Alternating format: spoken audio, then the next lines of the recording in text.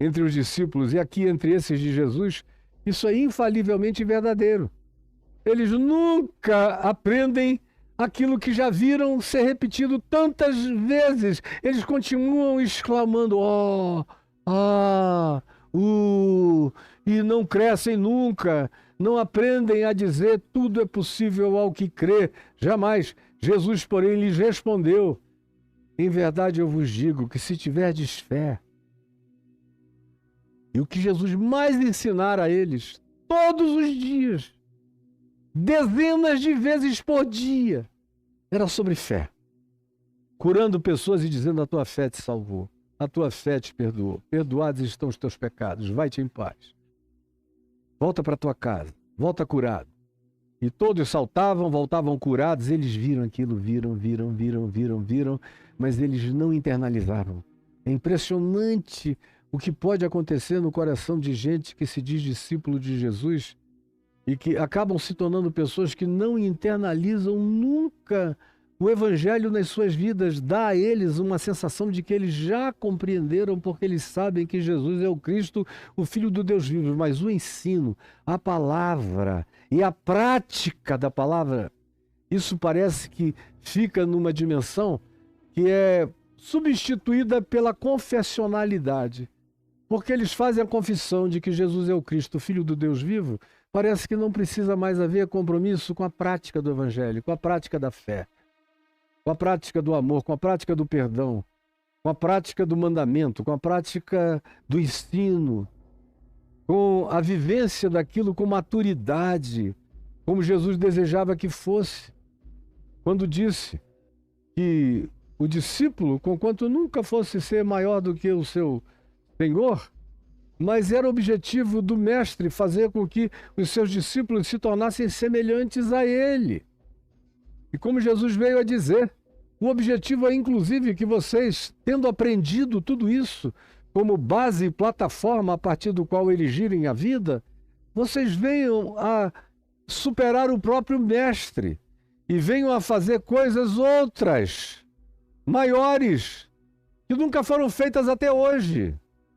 Porque eu não tenho vos chamado de servos, eu vos tenho chamado de amigos, e tudo quanto eu ouvi do meu Pai vos tenho dado a conhecer, para que vocês não parem de crescer, para que o teto de vocês não seja baixo nem estabelecido, para que vocês conheçam a altura infinda desse chamado divino.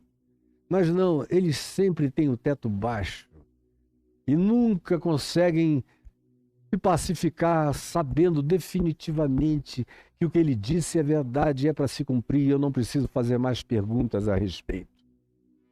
Não cabe mais a dúvida. Eu devo duvidar na ciência. A ciência, para crescer, precisa da minha dúvida sobre teorias, teoremas, axiomas, dogmas, mas a fé, que tem a ver com o vínculo em relação a Deus, Jesus o tempo todo disse que ela deveria ser inabalável. E o tempo todo ele reprovou os homens de pouca fé, as mulheres que vacilavam. Porque eu devo e posso ter dúvida a respeito de qualquer coisa, porque é assim que eu vou aprendendo. Agora, em relação a quem é Deus para mim, eu não sei a infinitude de Deus, dos caminhos de Deus, não pergunto, não quero saber, não tenho nenhum interesse, não fico fazendo escrutínios proféticos, não tenho desejo de saber o que vai acontecer comigo hoje à tarde, nem hoje à noite, nem ano que vem, nem dia nenhum da minha vida. Eu tenho vivido exclusivamente pela fé, crendo que eu sou cuidado. Quando dói, eu sou cuidado. Quando eu estou alegre, eu sou cuidado. Quando eu não estou sentindo nada, eu sou cuidado. Eu sou cuidado o tempo todo. Quanto a isso, eu não tenho dúvida. Agora, se o universo começou com Big Bang ou não, a gente está aí para discutir. Teorias científicas, a gente está aí para questionar. Teorias sociológicas, arqueológicas, históricas, a gente está aí para refazer, para reescrever, para repensar. Ou psicológicas, ou de qualquer outra natureza, mas sobre quem eu sou para Deus e quem Deus é para mim, aí, nesse sentido, ter dúvida é burrice. Porque você não vai passar de um determinado limite. E chega naquele limite, ou você se entrega ou você não se entrega. Mas achar que você vai resolver a equação pela elucubração da sua mente é sinal de estupidez, de burrice e de muita mediocridade filosófica e teológica. Em relação a esse aspecto, entenda isso para sempre. Quando me perguntam, escuta, você já teve dúvidas sobre quem é Deus para você? Eu digo, eu não. E tem gente que acha que eu sou um arrogante.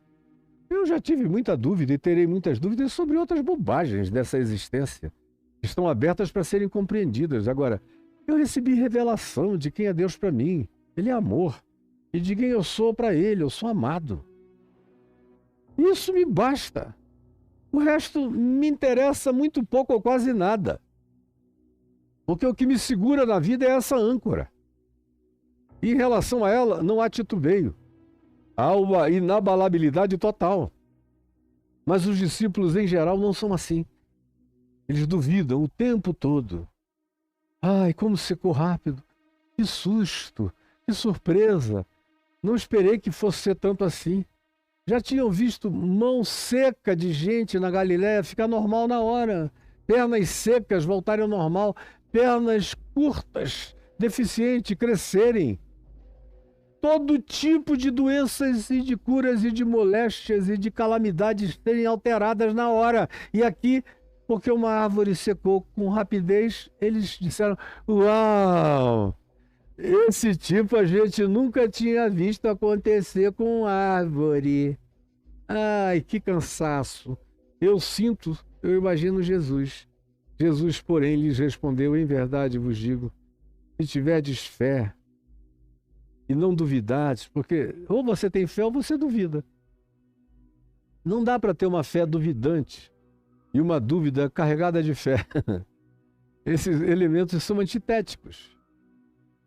Dá para você ter certas naturezas de dúvida que não tem nada a ver com a natureza da fé.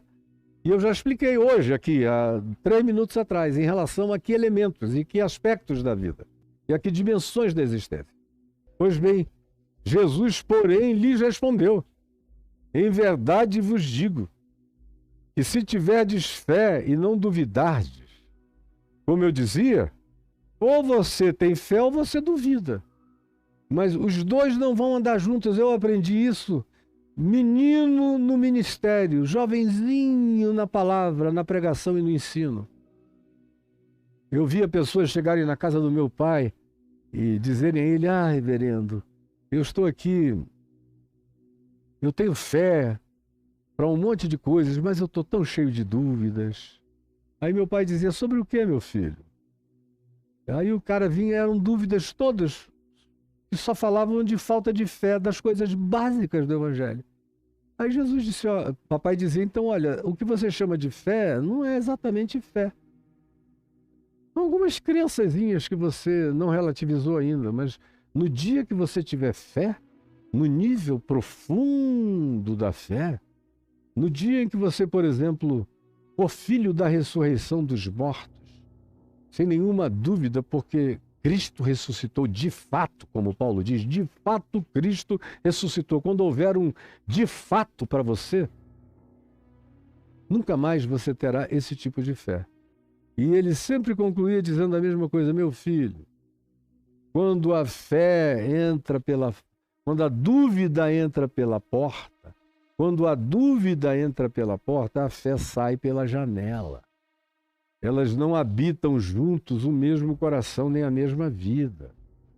Portanto, se tiverdes fé, e só haverá fé se não duvidardes. Porque se você duvidar, que fé é essa? Que entra em estado de claudicância com a dúvida. Não é fé, é angústia, é agonia. É literalmente o mais profundo e desesperador conceito de angústia. É essa fé que duvida. E essa dúvida que diz que não é totalmente duvidosa porque ainda tem alguma fé. E geralmente você vai ver em alguma crença parca e pífia. Se tiverdes fé e não duvidardes, não fareis o que foi feito à figueira apenas. Aqui, em outras palavras, é literalmente galho fraco. Mas se tiverdes fé genuína, aí ele vai para uma hipérbole. que ele mesmo nunca usou. Você nunca viu Jesus fazer terraplanagem pela fé, você já viu? Ó Monte Hermon, muda-te para os altos de Golã. Ó montanhas de Nefili, de Naftali e de Zebulon, mudai-vos para o outro lado, para as montanhas de Gileade. Ó montanhas de Amon, trocai de lugar com as montanhas de Moabe e de Edom. Não, não existe isso na leitura da Escritura. É uma hipérbole, para que pelo exagero da fala a gente entenda que não há impossíveis de fato para Deus. De fato, se tiverdes fé e não duvidardes. E aí tem gente que diz, mas eu tenho fé e não duvido. Aí eu fico vendo o cara me contar isso, até com uma veia saltada aqui. O que ele chama de fé, preste atenção no que eu estou lhe dizendo, porque é uma coisa que acontece com você. O que você chama de fé, que faz até a veia aqui da sua testa saltar, é apenas concentração cerebral. É tentativa de transformar a concentração mental em fé. Como eu vejo muita gente fazendo, e hoje em dia os coaches ensinam, concentra, concentra, concentra, vamos vibrar na mesma direção. Aí foca, foca, foca, foca. Aí todo mundo focando ali, é um halterofilismo cerebral danado para focar. E eu fico com pena de ver aquilo ali, tão carnal, tão brutal, tão muscular, tão nervoso, tão neural, tão cerebral apenas, tão mecânico, tão na cabeça, tão no cérebro.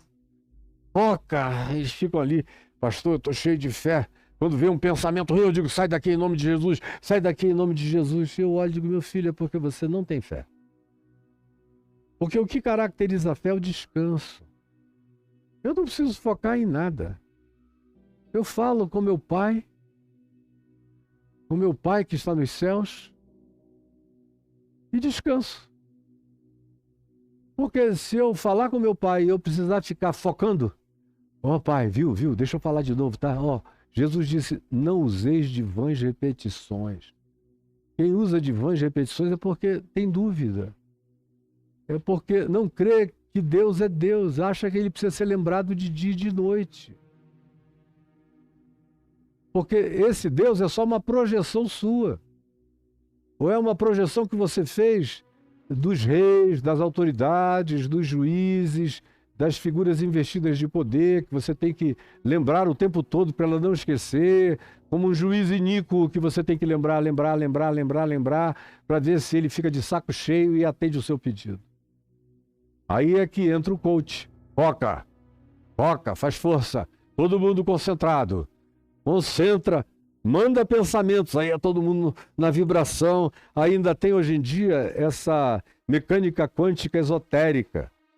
Só porque se sabe, pelo experimento da mecânica quântica laboratorial, que o olhar do observador altera a partícula subatômica em questão. Quando você olha, ela muda de atitude. Ao invés de ela vir só partícula, ela pode se transformar e se desdobrar e virar dois entes simultâneos que não precisam de alternância, ocupam lugares diferentes no espaço-tempo só com a sua mera observação. E aí os coaches trazem essa observação laboratorial da mecânica quântica e aplicam isso nos seus cursos que eles vendem para você e fica dizendo, então, olha, observa com foco, tem que aprender a ser um bom observador, e ficam vocês gastando milhares para aprenderem uma mentira falaciosa, esotérica, mentirosa, que não é científica. Porque não aprenderam ainda o que é fé. Porque a fé não demanda esforço. Quanto mais esforço, menos fé. Quanto menos esforço, mais fé. Jesus não ficou espremendo-se todo. Força nos intestinos, contraiu o abdômen, parou de respirar, focou na direção da porta da tumba de Lázaro, tomou ar, desenvolveu o terceiro olho para ver e disse, Lázaro, vem para fora. Isso é o teu coach, otário. E mais otário ainda é você que compra o curso. Jesus chorou. Ele estava tão humanamente posto ali que ele só chorou. Era o amigo querido que tinha morrido. Eram as irmãs do amigo, Marta e Maria, chorando de dor. Era todo mundo que o amava chorando de dor. E ele faz uma oração, ainda dá uma explicação sobre essa oração. Tirai a pedra, tiraram a pedra.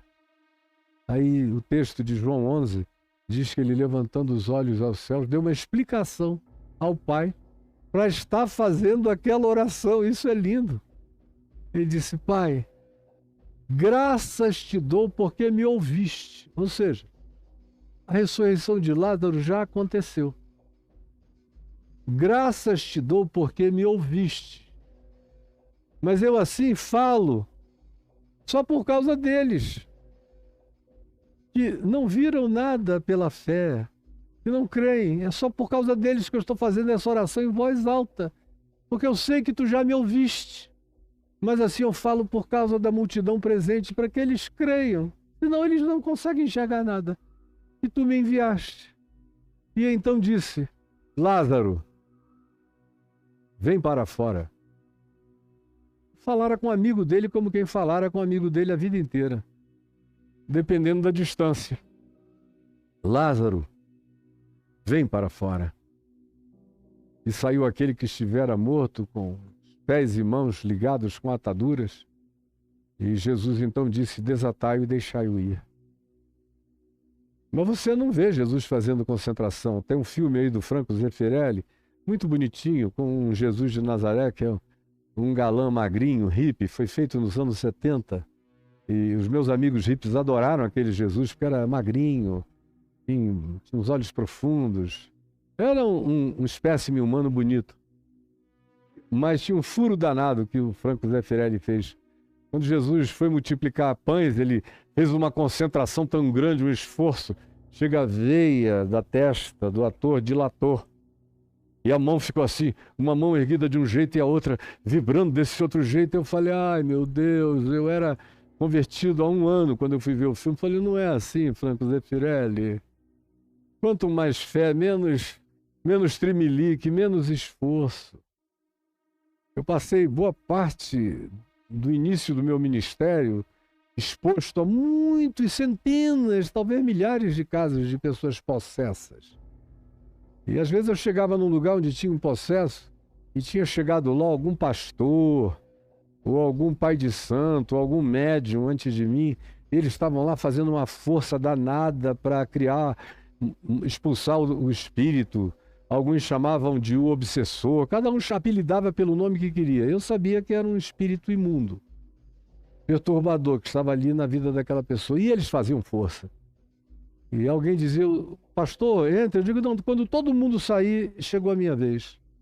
E eu esperava, eu vi alguns apanharem, entrarem na burdoada. Uma vez eu vi um que apanhou tanto de uma senhora que me deu pena. Eu tive que entrar e intervir, nem toquei nela, só falei, olhei para ela e falei: calado, para com isso. E ela parou. Eu digo: tira esse homem daqui, senão ela mata ele. E nunca precisei ficar de briga, rolando com o demônio pelo chão, jiu-jitando o demônio. Demônios que você precisa com eles fazer força não são demônios, são pessoas enlouquecidas. São pessoas que estão sob ataque, alta situação de transtorno mental, de descontrole, de sugestão ou de raiva. Precisam ser tratadas com outro tratamento, porque espíritos imundos mesmo não tem que fazer força nenhuma, nem gritar, basta falar. Vocês acham que Jesus gritou para o gadareno, ou gerazeno: qual é o teu nome? Não. Deixou o cara chegar bem perto e perguntou: qual é o teu nome? E ele falou: Legião é o meu nome, porque nós somos muitos. Mas se tu nos mandas sair, não nos ordenes que vamos para o abismo. E não teve gritaria. Eles disseram: permite-nos entrar nos porcos. E Jesus apenas disse: ide. E eles foram. E o homem ficou completamente liberto. É assim que acontece.